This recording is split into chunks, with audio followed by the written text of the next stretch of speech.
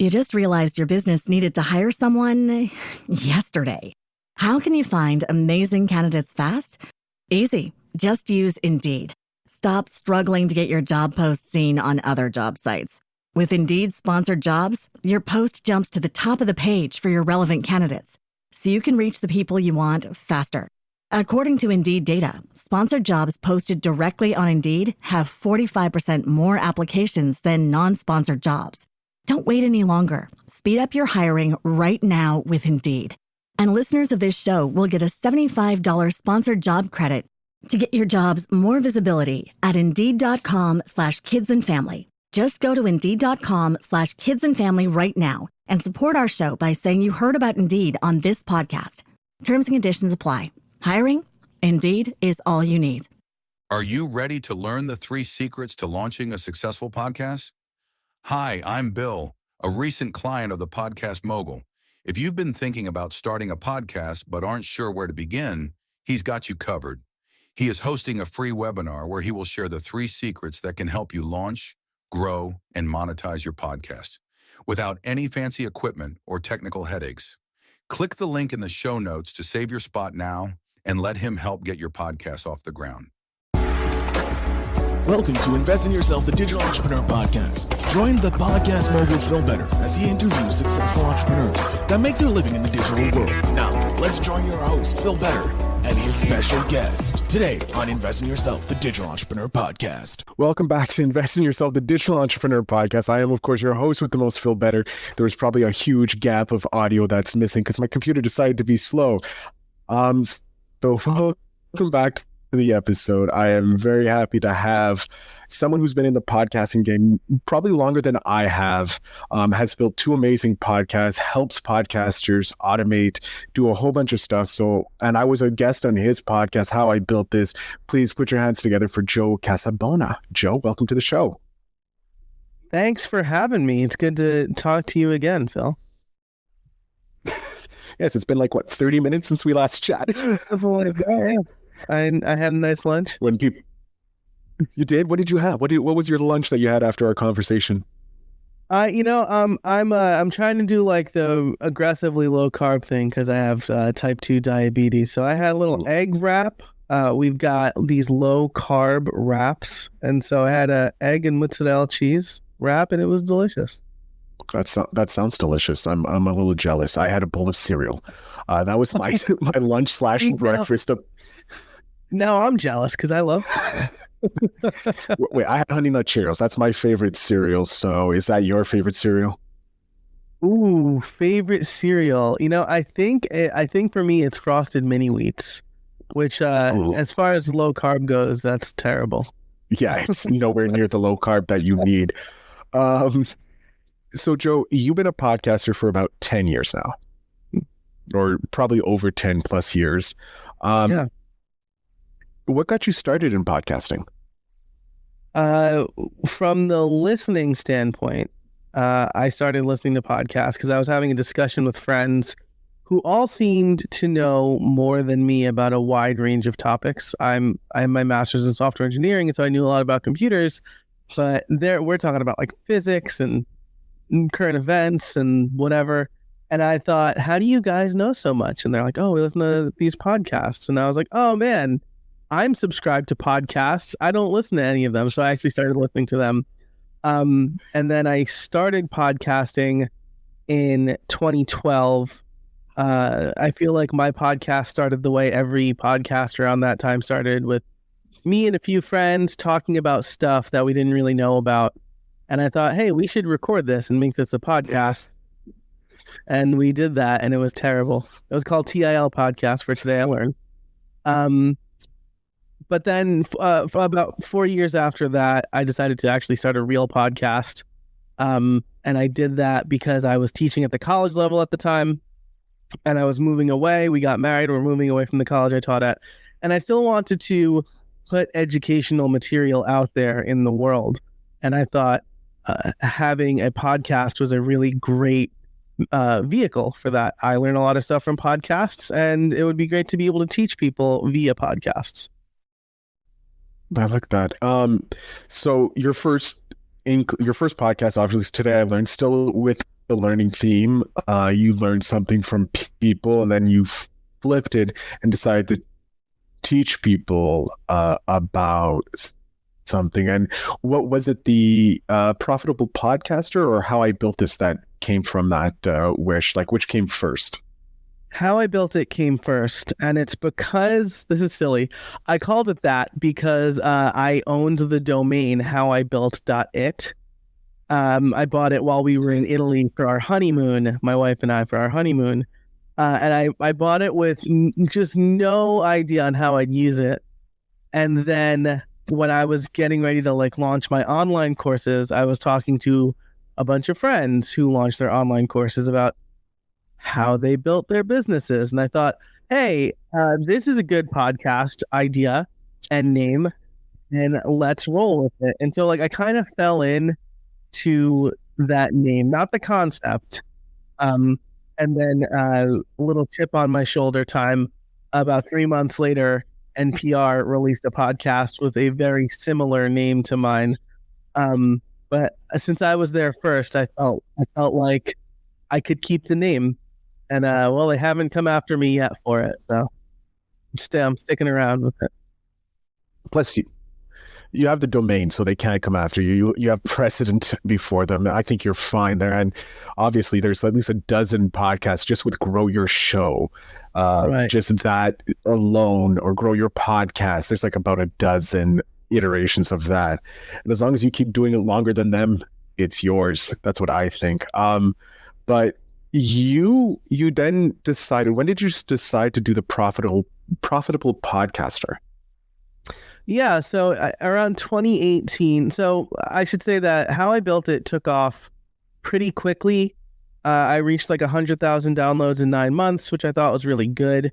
It was sponsored, long-term sponsorship, probably because it fell into a really good niche, right? I was talking to WordPress developers about how they built their WordPress development businesses. And so WordPress businesses contacted me to sponsor the show. And so a lot of people started asking me hey, how did you get so many downloads so quickly? Hey, how is your show sponsored? You're making real money off of your podcast. And then at a business conference called Cabo Press, it's a business conference in Cabo. Amazing. Right. Who would have thought, right? Who would have thought? I was, it's like a pretty tight knit, mastermind sort of situation. But I was encouraged then to start offering some sort of podcast services. So at first we called it Podcast in a Box, where I would be your all-in-one podcast producer and host. I learned pretty quickly that doesn't scale very well at all, because if I am the host, there's only a certain amount of hours in the day. And so then I decided to pivot to online courses and coaching and things like that. And when I really decided to go all in on podcasting, leave the WordPress world behind, I launched the Profitable Podcaster as a way to establish authority and create content and generate leads for my business and my coaching program. I like that. And that is a great thing, how you're using your podcast as your lead gen for your business. And it's also amplifying your authority because it's showing what you're talking about. You're in the grind day to day. And I love how a lot more podcasters and a lot more business people are using that podcast to build that authority. So how do you do it for lead gen with the Profitable Podcaster? Do you bring guests onto it and get them that way, or do you use your content to bring people into your business? I use the content to bring people into my business. So I'm actually working on a webinar. I don't know. I'm not sure.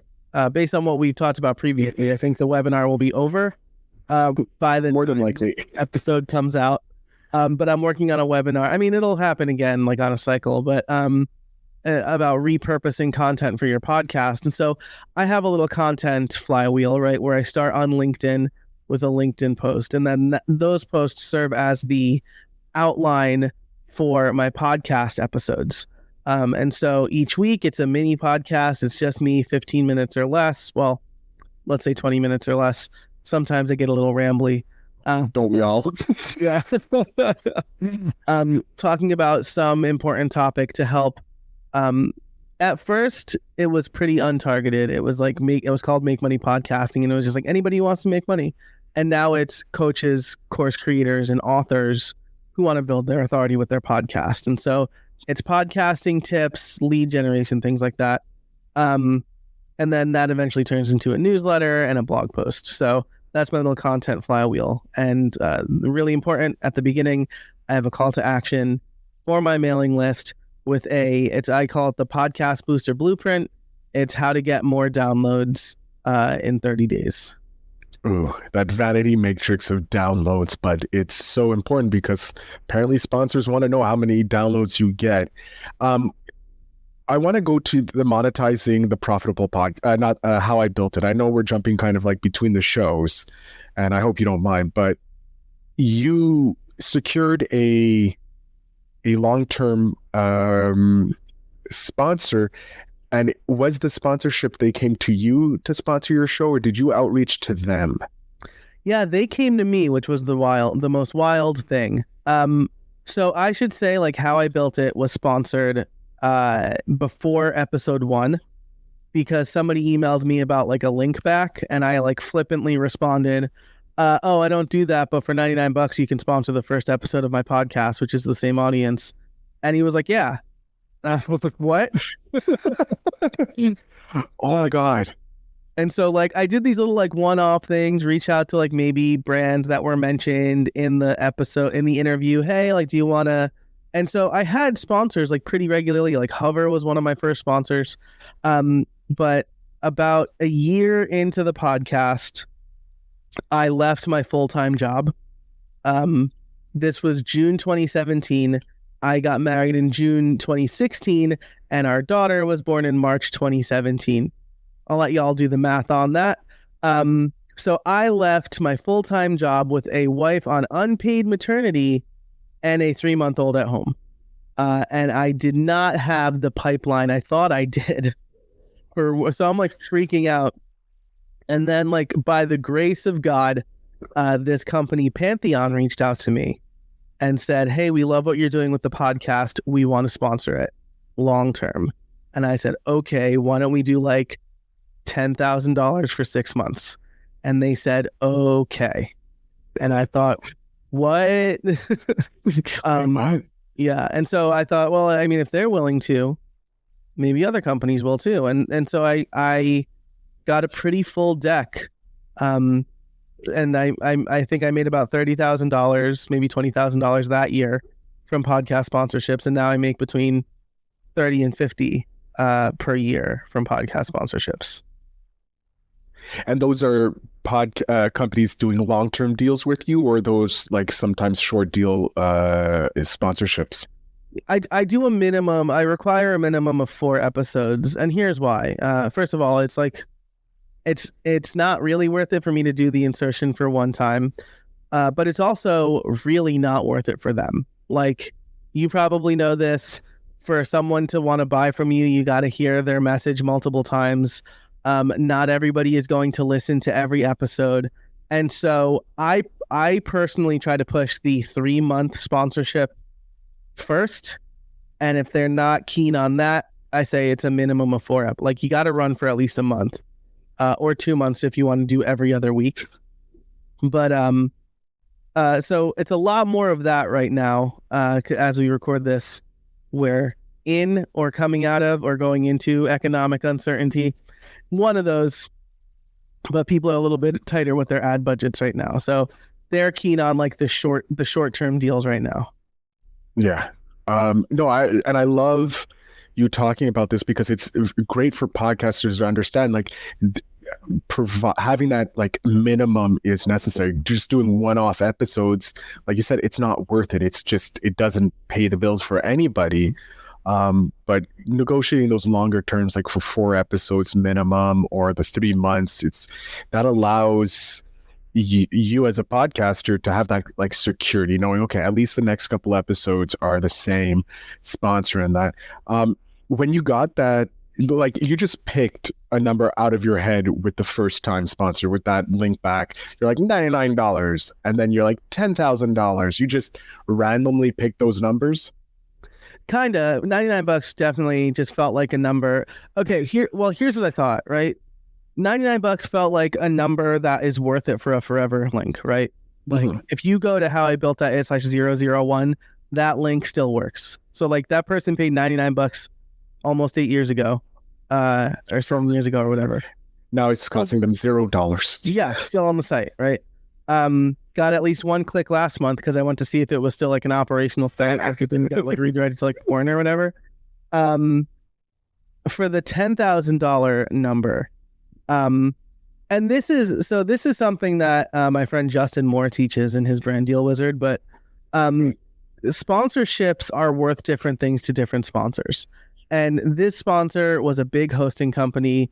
They sponsored these things called WordCamps, right? So one of the other things is that I was really well positioned in my niche and I knew the industry and I was trusted in the industry.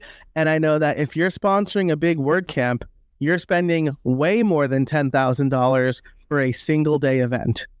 And so I thought $10,000 feels good for 6 months.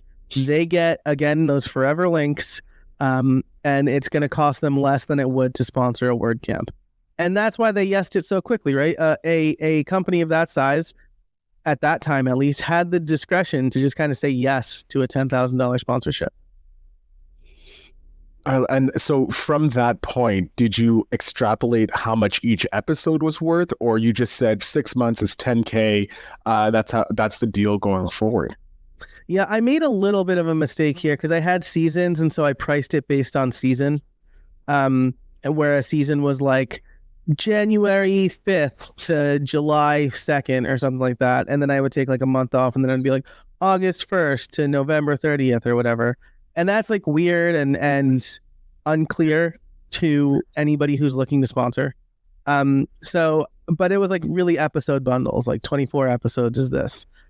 Now I do it based on months. So I say 3-month package, 6-month package, 12-month package, 12-month exclusive package based on availability. Spoiler alert, that one's not going to be available until like I think July or August, right? I have at least one sponsor per episode until then. So that's how I started doing it. And one of the other things I did for a while was make my prices public because I thought, well, let's be open and honest about this. But again, sponsorships are worth different things to different people. And I've always included my other properties in the sponsorship, right? Because this is like something I teach. Like CPM doesn't work for smaller podcasts. I even though like according to like Listen Notes, I'm in the top 1.5% and I get like 70,000 downloads per month. I'm still a small podcast, right? It's like the millions and millions of downloads per episode is what. Yeah, they're looking for the top 1% of the 1%. Right. And so at around 5,000 downloads per episode in the first 30 days, that CPM is not going to mean much to me, right? It's not an appreciable amount of money. And so even like generously, it's probably like $125, right? I charge around $300 per sponsor per episode. And because of that, I like to calculate my overall reach, right? So I include my newsletter, I include my YouTube channel, I include my social media following, and I build packages based on that. So if someone's keen on having a video that the sponsorship points to, I can do that for them too. And that's going to cost more money. And so now I'm really keen on putting together these custom packages where the podcast sponsorship is kind of the centerpiece, but there's all this auxiliary stuff too. You're adding the value ladder. You're not only getting an episode, like they can sponsor an episode if they want, but if you go to this package, you're getting, hey, I'm going to do a social media post, a YouTube clip, and something else added on. So that makes it more worthwhile. So they're like, oh, I'm getting more bang for my buck. Yeah, that's exactly right. And sometimes people will come to me and be like, hey, I saw your video on this. I would love if you did a video for us. And I say, okay, that's great. Like the video is this price, right? Whatever, $125 or $200 per finished minute. Or, we can add a lot more value to this because my podcast audience is way bigger than my YouTube audience. So what if I make this video for you? I include it in my newsletter.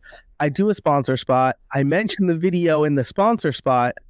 And now we're getting more traffic to that YouTube video. Maybe YouTube recommends it more. All the while you're getting in front of my biggest audience on the podcast. There we go. Oh, I love that. And plus you have like the 30, 40, 50 downloads, 50,000 downloads, I should say, a month. And that's just like extra gravy because like, oh, and like stats have shown that people who listen to podcasts are more likely to purchase something they hear on a podcast. So like, oh, that genius with the added value, because most marketers know how powerful the other platforms are. They just don't understand podcasting because it's quote unquote new and unregulated. Right. But you better believe like Sounds Profitable just released the Medium Moves the Message study as this comes out a couple of months ago now. But it like straight up shows podcast audiences are the most primed to buy. They trust the most. And so your ads will probably perform better given the alignment, right? And, Sounds Profitable does really good work. Oh, I'm glad you brought them up because they're one of the few emails on podcasting that's talking about the industry as a whole. And it's not just like, oh, we interviewed this person, because I know that's linked to a podcaster, I think. I don't think are they a company or are they Sounds Profitable? Yeah. They're like an actual company now. It was started by Brian Barletta, but he brought on Tom Webster, research mogul. I guess I just said mogul because I see it. You're talking to the podcast mogul as it is. Research expert and longtime researcher over at Edison Research. Oh, yeah. Left a couple years ago to go to Sounds Profitable, and now they're doing all sorts of studies. I know Ari Nissenblatt is also heavily involved. I think she's from Squadcast. Yeah, Squadcast. But she's heavily involved over there. And yeah, they do such great work. The episode that came out today that I'm really excited to listen to is called RIP Baked In Ads, which is real interesting because all of my ads are baked in. Yeah, I prefer baked in ads because I like to use affiliate links. Like if you're going to be sponsoring my podcast, I know that I'm going to continue on. And if you stop after 6 months, let's say we do a 6-month contract, 6 months later, baked in ads are still going to be there because I like that baked in, because I know it takes 6 months before someone can listen to an audience from listening to Tom Hunt about what he's done with B2B marketing and fame, and that he's shown that, hey, it takes 6 months that you'll start growing the traction with your podcast. So having that affiliate link will give the podcaster more bang for his buck. He's going to promote it more or they will, I shouldn't use the masculine, but they will promote it more because I can come back. If I have an affiliate link that's going to make me money, I'm going to talk about it every once in a while in my newsletter and that. So do you use the affiliate links as well, or do you not? I use affiliate links sometimes, yeah, when it makes sense, usually in the show notes, or if I'm like, and I do it more on the Profitable Podcaster because I made a decision to not have that sponsored because I'm using it to establish my authority, and I really want like one call to action there, and it's to join my mailing list, right? With how I built it, I have the call to join my membership. I've got the 3 baked in ads over there. And so, if I have affiliate links, they'll be in the transcripts, they'll be in the show notes. They usually won't be something I explicitly say on air. And I know like that's the best way to like leverage affiliate links in your podcast. Where do you want your podcast to go? The Profitable Podcast. Where do you hope to see it in like 5 years? Ooh, in 5 years, that's really a good question. It's interesting, right? Because right now I'm talking to people about how to podcast well, how to be a profitable podcaster. In 5 years, if I'm growing hopefully with my audience, maybe I do talk more about industry news. Maybe I do more live coaching calls which is a format I'm toying with, right? Where every 5 or 6 episodes, it's somebody who has a coaching call with me for free for 20 minutes, and we talk about their biggest problem. The idea there, right, is that people are getting a sample of my coaching style. Yeah. So maybe 5 years into the future, it's probably a video podcast, right? It's probably talking about how the industry is changing and how to leverage YouTube's monetization for your podcast, though hopefully before 5 years. And it'll be talking about, Gen Z will be really entering the workforce at that time. So I suspect listening habits will change considerably. And that's probably the kind of stuff I'll be covering on the Profitable Podcaster 5 years from now. I love how you brought up Gen Z because they are the biggest consumer of podcasts. And if you're not in their space where they are and understanding how their minds work, you're losing out on a huge potential future growth, specifically when it comes to monetization. They may not have the capital now, but they're learning so much better skills than the millennials and the Gen Xers and the boomers had beforehand, where we were forced to sell our time to make capital, where they're learning how to leverage their knowledge to make capital. So I love that you're understanding them and you're directly going after, not directly pointing to them, but knowing that they are the future.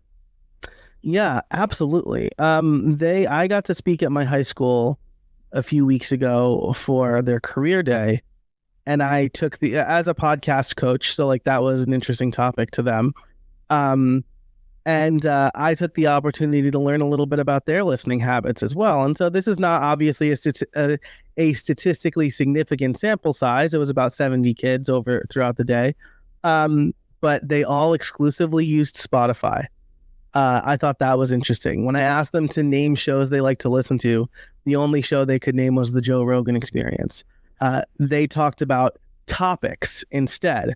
Oh, well, I'm really into true crime. Oh, I'm really into like medical stuff. I'm really into sports.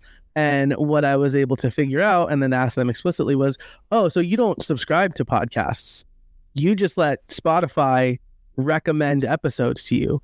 And they said, yeah, with this kind of incredulity that like made me think, am I podcasting right?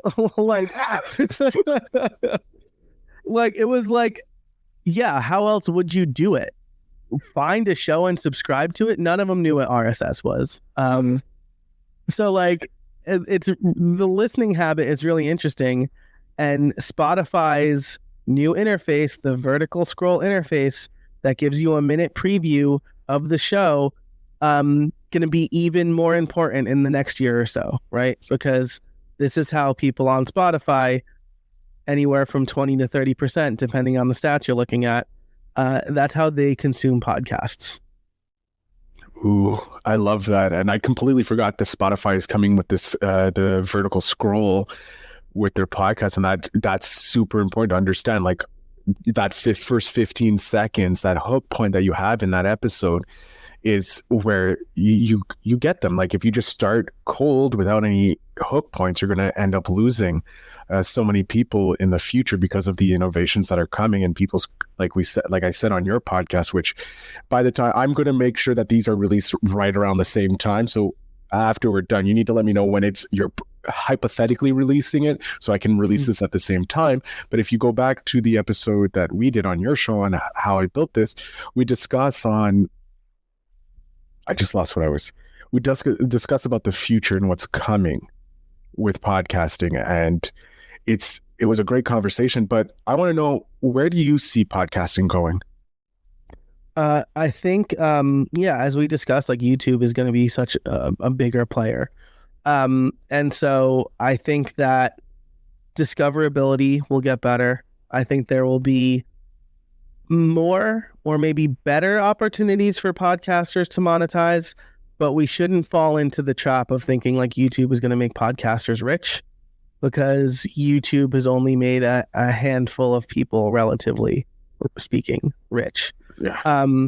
I think that again, as the younger generation becomes the main content consumers, they'll want their content recommended to them and kind of more on demand.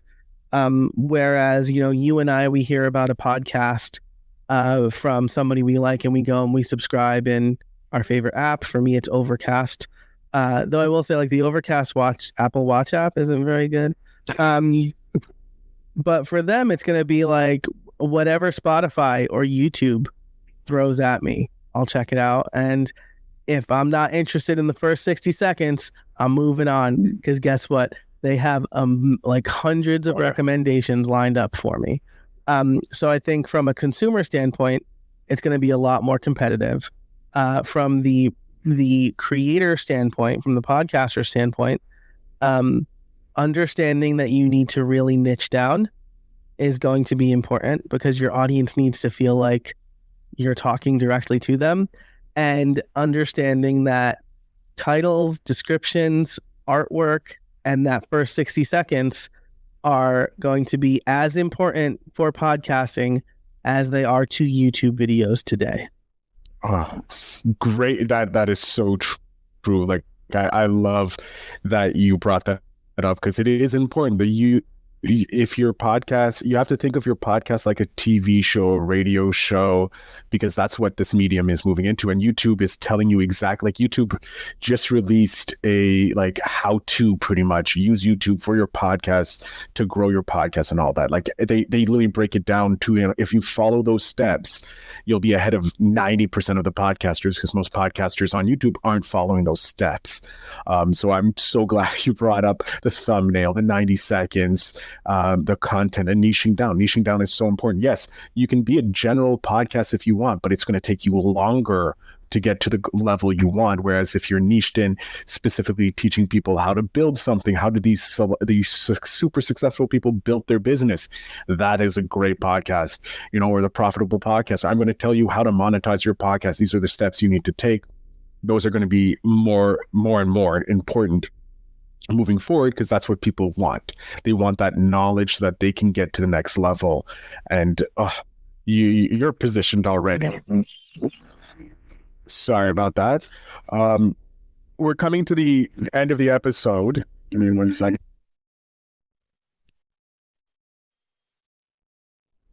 Sorry about that. Building under construction. Gotta live with that. So we're coming to the end of the episode. I want to get this Spark question done by Seek Discomfort. If you're a fan of Seek Discomfort, they're an amazing organization. You should go check out their YouTube channel. There's a link in down below. Is there someone who's had a big impact on your life and doesn't know it? Wow. Is there someone who's had a big impact on my life and doesn't know it? I guess this is an open-ended question, but I don't want to name somebody I don't know personally. It's fine. You don't know them, but they helped you. Like, I can say Tim Ferriss, because he's helped me dramatically with the 4-hour work week and some of his papers. So unknown people are fine as well, but anybody you would like to say? Gosh, well, I guess my my pinstripe pride is going to show here. I'm a huge Yankee fan, born and raised in New York. And I just think Aaron Judge is someone who has really had an impact on my life in the last couple of years. Because, yeah, he's a great ball player. Yeah, he holds the undisputed MLB home run record, no asterisks for steroids or anything like that. But his leadership and his demeanor are really something to be admired, because in an era of really sports celebrity where everyone is trying to show off on social media and show off this life that they're leading that maybe is empty, but they want people to think they're cool. Aaron Judge just puts his head down, does the work, and is always really cordial, keeps the private things private, and praises his teammates above all else. It's true leadership in an era where true leaders are hard to come by. So great. I like it. And yeah, it's fine. You can, that pinstripe pride. I don't have a team because they moved away from us, but moved away and then had the indecency to win a World Series. Yeah. Yeah, we have to have a strike when we were on our way to win the World Series. And then they had the indecency to go win one, not even long after they left us. Oh, the indecency. But Joe, I'm going to jump off screen here. I want you to let my audience know where they can follow you, where they can find the Profitable Podcast or how I built it, or anything specifically you'd like them to know. So the floor, sir, is yours. Thank you so much, Phil. This has been a blast. I love talking podcasting. If you want to learn more about me, I have set up a landing page specifically for listeners over at podcastliftoff.com/Phil. Podcastliftoff.com/Phil.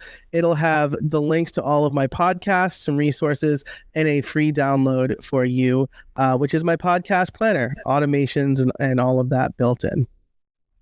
I love that. I just love what you did there with that. And I keep telling podcasters they need to have that when they guest on another podcast, have a dedicated landing site to send people to. So I'm glad that you're re-entering that. I'm just going to clip that and share it because it's so important. So Joe, thank you very much for dropping more wisdom than I ever thought possible on an episode. It was incredible talking with you this time and on your show, How I Built This. My pleasure, Phil. Thanks so much. I'm glad we were able to do this podcast swap. Oh, very, very happy. To my audience, you know what to do. Check out the show notes down below. Head over to the link that Joe said. I just completely forgot it, but it's going to be in the show notes. I can guarantee you it will be in the show notes. Go ahead and get that stuff if you're looking to start your podcast or even need some help with your podcast. I'm going to go over and check it because why not? So Joe, thank you again for that wisdom. Thank you to my audience. You guys know what you have to do. Remember to always invest in yourself.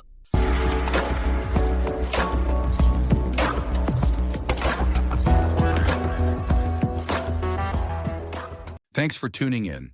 Now it's time to take the next step. When you're ready to dive deeper into how to launch, grow, and monetize your podcast, Phil's got something special for you. Join him for a free webinar where he'll reveal the 3 secrets that have helped countless entrepreneurs succeed in podcasting. Click the link in the show notes to save your spot, and let's turn your podcasting dreams into reality. You just realized your business needed to hire someone yesterday. How can you find amazing candidates fast? Easy. Just use Indeed. Stop struggling to get your job post seen on other job sites. With Indeed sponsored jobs, your post jumps to the top of the page for your relevant candidates, so you can reach the people you want faster. According to Indeed data, sponsored jobs posted directly on Indeed have 45% more applications than non-sponsored jobs. Don't wait any longer. Speed up your hiring right now with Indeed. And listeners of this show will get a $75 sponsored job credit to get your jobs more visibility at Indeed.com/kidsandfamily. Just go to Indeed.com/kidsandfamily right now and support our show by saying you heard about Indeed on this podcast. Terms and conditions apply. Hiring? Indeed is all you need.